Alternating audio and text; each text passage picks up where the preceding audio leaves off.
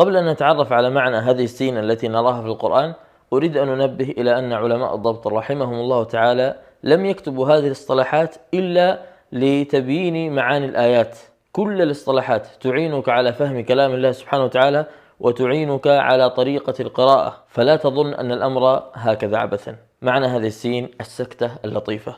الفرق بين السكتة اللطيفة والوقف أن السكتة تسكت بدون أن تأخذ نفس، أما الوقف تتوقف وتأخذ نفس. طيب لها فائدة؟ نعم لها فائدة. هناك 4 مواضع: ولم يجعل له عوجا في أول سورة الكهف، من بعثنا من مرقدنا في سورة ياسين، وقيل من راق في سورة القيامة، كلا بل ران على قلوبهم ما كانوا يكسبون في سورة المطففين. نأخذ مثالا واحدا من هذه ال4 في سورة القيامة: وقيل من راق، وقيل من راق.